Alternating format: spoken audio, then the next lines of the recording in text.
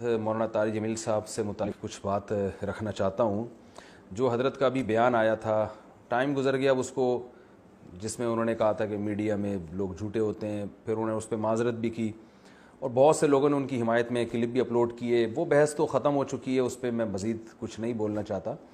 لیکن ایک جو بات تھی جس پہ ہمارے ہاں بہت سا دیندار طبقہ بھی مولانا پر بہت اعتراضات کرتا ہے، وہ ہے کہ مولانا کا حکومت سے، حکمرانوں سے ملاقات کرنا اور حکمرانوں سے ملنا. تو میرے پیش نظر اس وقت حضرت مولانا طارق جمیل صاحب کی شخصیت نہیں ہے کہ وہ ایک عالم ہیں، بزرگ ہیں، ہر انسان سے خطا بھی ہو سکتی ہے، بہت سے اچھے کام انہوں نے کیے ہیں. کوئی خطا ہو، کسی چیز سے اختلاف ہو تو وہ اعتدال کے دائرے میں رہ کر عزت احترام کے ساتھ اس اختلاف کو بیان بھی کیا جا سکتا ہے، جو ہمیشہ سے علماء میں ہوتا رہا ہے. تو بڑے علماء دوسرے بڑے علماء پر اعتراض کرتے ہیں، بتاتے ہیں کہ ان کی رائے سے متفق نہیں ہیں. یہ تو سلسلہ چلتا رہتا ہے.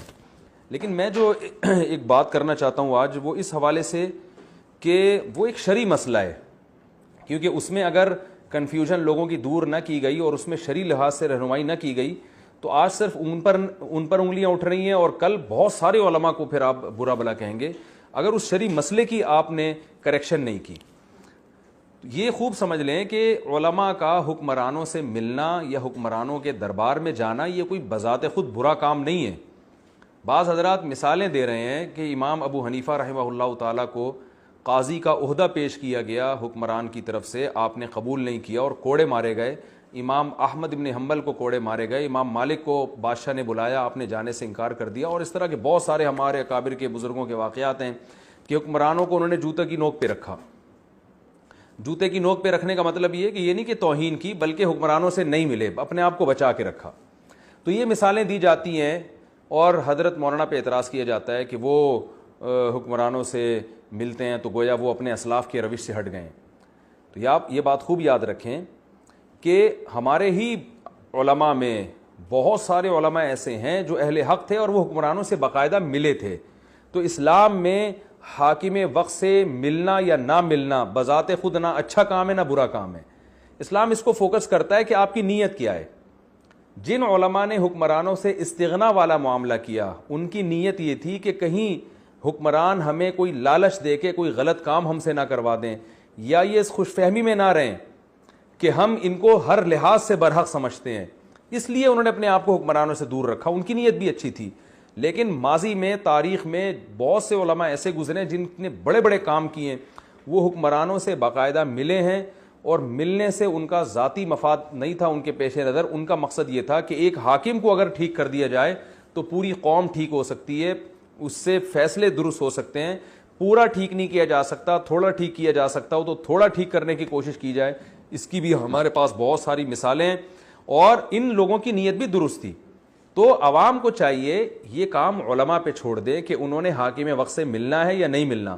جو مل رہے ہیں ان کی نیتوں پہ بھی آپ شبہ نہ کریں، وہ اپنے ذاتی مفاد کے لیے نہیں مل رہے، وہ قوم کے لیے، قوم کے وسیع تر مفاد کے لیے اور وہ امت میں اصلاح کے لیے مل رہے ہیں. جیسے جلال الدین اکبر بالکل مرتد ہو گیا تھا اور اس نے ایک نیا دین ایجاد کر لیا تھا، اس نے خنزیر کو حلال کر دیا، زنا کو حلال کر دیا. تو علماء نے اس کے خلاف فتوے دینا شروع کیے، جس کا نتیجہ یہ نکلا کہ وہ علماء سے اور دور ہو گیا. ایسے وقت میں مجدد الفسانی رحمۃ اللہ علیہ اٹھتے ہیں اور وہ حاکم وقت سے ملتے بھی ہیں، اس کے منہ پہ اس کی تعریفیں بھی کرتے ہیں اور شہزادوں کو یہاں تک کہتے ہیں کہ تم جب تک میں اس وقت تک میں جنت میں نہیں جاؤں گا جب تک تمہیں نہ لے کے چلا جاؤں. اس قسم کے وعدے بھی کیے جس سے حکمرانوں کو انہوں نے اپنے قریب کیا. اور بالآخر ایک وقت آیا کہ جلال الدین کے بارے میں کہا جاتا ہے کہ وہ کلمہ پڑھ کر دنیا سے رخصت ہوا ہے. تو بہت بڑا ہندوستان میں مجدد الفسانی رحمۃ اللہ علیہ انقلاب لے کر آئے، اپنے آپ کو حکمرانوں سے قریب کر کے ان کے درباروں میں جا کے ان کو سمجھایا، انہوں نے ان کو محبت دی انہوں نے. اور پھر جلال الدین اکبر کی نسل میں عالمگیر جیسے بادشاہ پیدا ہوئے. اگر مجدد الفسانی بھی یہی کرتے اور کہتے یہ دار اسلام سے خارج ہے، یوں ہے، تو کیا نتیجہ نکلتا؟ وہ جلال الدین اکبر ان کا بھی گلا گھونٹ دیتا اور سارے علماء کو ختم کر دیتا. تو ہر دور میں جہاں حکمرانوں سے دور رہنے والے علماء ہیں وہیں حکمرانوں کے قریب جانے والے بھی علماء موجود رہے ہیں، اور یقیناً درباری لوگ بھی موجود رہے ہیں جنہوں نے حکمرانوں کا قرب حاصل کر کے ان سے مالی مفاد حاصل کیے. تو یہ فرق آپ کو کرنا پڑے گا، کون درباری ہے، کون حق پرست ہے، کس کا حکمرانوں سے ملنے کا مقصد اچھا ہے اور کون اپنے ذاتی مفاد میں مل رہا ہے۔ یہ فرق کیے بغیر آپ نے بس جو بھی عالم کسی حاکم سے ملتا ہے آپ نے اس پہ فتوے دینا شروع کر دیے، یہ اسلام کی تعلیمات بالکل بھی نہیں ہے، اور اسلام اس کے بالکل اگینسٹ ہے۔ آپ کسی کی نیت پہ شبہ نہیں کر سکتے۔ تو میں نے اس کی اہمیت محسوس کی، اس پہ میں نے کہا میں ضرور بات کروں گا کہ حکمرانوں سے ملنا بذات خود کوئی برا کام نہیں ہے، بلکہ وقت کی ضرورت ہے، اور ہمارے پاس پیغمبروں سے اس کی مثالیں موجود ہیں۔ ہمارے نبی صلی اللہ علیہ وسلم قوم کے سرداروں سے ملے ہیں، حالانکہ اس وقت آپ صلی اللہ علیہ وسلم کی حکومت قائم نہیں ہوئی تھی، مگر آپ باقاعدہ سرداروں سے الگ سے جا کے ملے ہیں، اس لیے کہ یہ سردار اگر قابو میں آ جاتے ہیں تو پورا قبیلہ، پوری قوم ہمارے جو ہے نا قابو میں آ جائے گی۔ نجاشی کو آپ نے الگ سے عزت احترام کے ساتھ خطوط بھیجے اور وہ مسلمان ہوا۔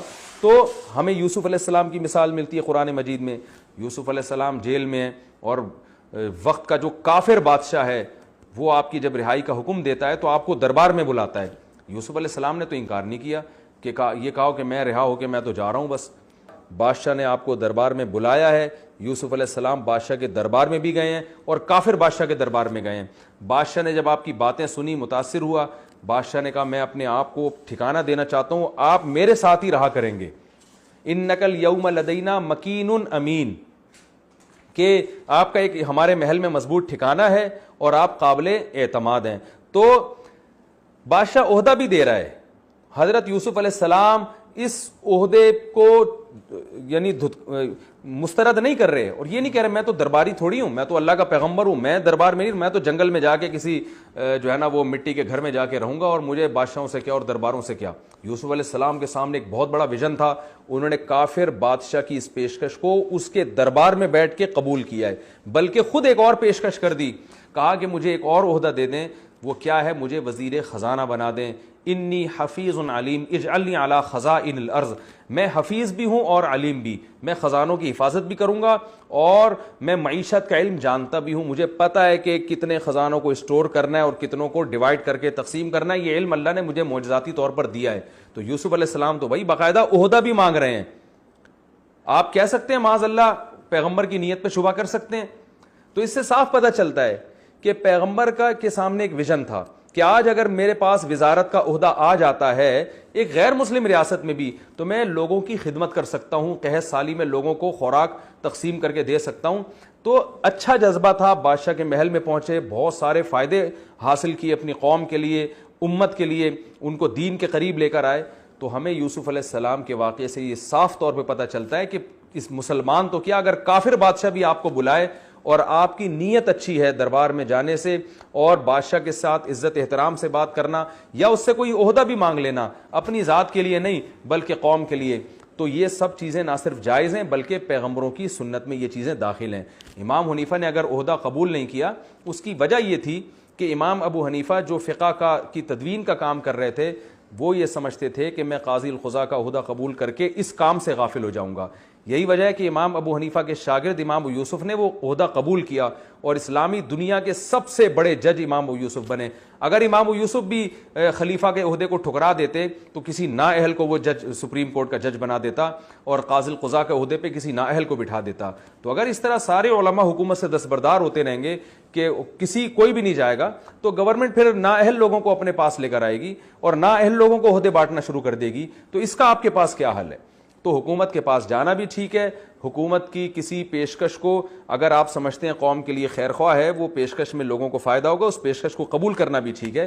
اسلام میں اس کی مثالیں ملتی ہیں اور علماء و صلحاء سے بھی اس کی بہت ساری مثالیں ملتی ہیں۔ ہاں، کسی کی ناجائز تعریف کرنا یہ بہرحال ناجائز ہے۔ اسی طرح حدیث میں آتا ہے، آپ صلی اللہ علیہ وسلم نے ارشاد فرمایا، کلمۃ حق عند السلطان الجائر، کہ ظالم بادشاہ کے سامنے حق بات کہنا یہ سب سے بڑا جہاد ہے۔ تو آپ جب بادشاہ سے ملیں یا حاکم سے ملیں، وزیر اعظم سے ملیں، صدر سے ملیں، تو اس کے سامنے حق بات کہنا بھی یہ بہت بڑا جہاد ہے، اس کی بھی شریعت میں ترغیب ہے۔ لیکن اس جہاد کو علل اعلان کرنے کا حکم ہمیں نہیں دیا گیا کہ سامنے والے کی بے عزتی ہو۔ کسی کی برائی کو بیان کیا جاتا ہے اس کے سامنے تنہائی میں۔ تو ہمیں نہیں پتا مولانا طارق جمیل صاحب نے وزیر اعظم کی خرابیوں پہ اگر انہوں نے کسی چیز کو خراب سمجھا ہوگا تو نکتہ چینی کی ہے کہ نہیں کی، ہمیں نہیں پتا۔ تو عین ممکن ہے تنہائی میں کی ہو، عین ممکن ہے نہ کی ہو، اس کے بارے میں نو کمنٹس، ہم نہیں جانتے۔ تو لوگ یہ جو کہتے ہیں نا کہ جا کے حکومت کی جو خامیاں ہیں وہ بیان کیوں نہیں کر رہے، تو بھائی ہو سکتا ہے بیان کر رہے ہوں، لیکن ضروری تو نہیں ہے کہ ساری دنیا کے سامنے بیان کریں، کیونکہ جب آپ کسی کی برائی ساری دنیا کے سامنے کرتے ہیں تو اصلاح کے بجائے منفی سوچ زیادہ پروموٹ ہوتی ہے، نفرتیں زیادہ پیدا ہوتی ہیں۔ تو کون کس طرح سے دین کا کام کر رہا ہے یہ اس پہ چھوڑ دیں، آپ اپنی فکر کریں، آپ یہ دیکھیں کہ میں دین کے لیے، اپنی قوم کے لیے کیا کر رہا ہوں، تو دوسروں پہ انگلیاں اٹھانا چھوڑ دیں۔ اور اگر آپ کو کسی کی کسی چیز پہ اعتراض ہے تو جو اعتراض ہے اس کو آپ ہائی لائٹ کریں، جو چیز یعنی حکمرانوں کے پاس جانا بذات خود کوئی قابل اعتراض چیز نہیں ہے، اس کو آپ برا بلا، اس کو آپ غلط نہیں کہہ سکتے۔ ہاں اگر ویسے آپ کو کوئی لگتا ہے کہ انہوں نے عمران خان کی یا وزیر اعظم کی کوئی ناجائز تعریف کی، آپ کو اگر لگتا ہے کہ یہ والی بنتی نہیں ہے تو آپ اس پہ کمنٹس کر سکتے ہیں۔ بھائی میری رائے میں مولانا کا یہ جو اقدام ہے کہ انہوں نے یہ کہا ہے کہ یہ بہت کچھ اچھا ہو رہا ہے یا بہت کچھ اچھا ہو سکتا ہے، تو میری خیال میں ایسا ٹھیک نہیں ہے، تو آپ کو اختلاف رائے کا پورا حق ہے، لیکن مولانا کو بھی حق ہے کہ وہ اپنی رائے کا بھی اظہار کریں۔ تو ہر ایک کو اپنی رائے کے اظہار کا حق ہے، اس میں کیچڑ اچھالنا اور درباری ملا کہہ کے کسی کو آپ انسلٹ کرنے کی کوشش کریں، یہ بہت بری حرکت ہے، اور خاص طور پر کسی عالم دین کے بارے میں اس طرح کے نازیبہ الفاظ استعمال کرنا، اس سے ایمان کو بھی خطرہ ہو سکتا ہے، اور آپ کے دل میں علماء کا وقار اور عزت ختم ہو جائے گی۔ اللہ تعالی ہم سب کو عمل کرنے کی توفیق عطا فرمائے۔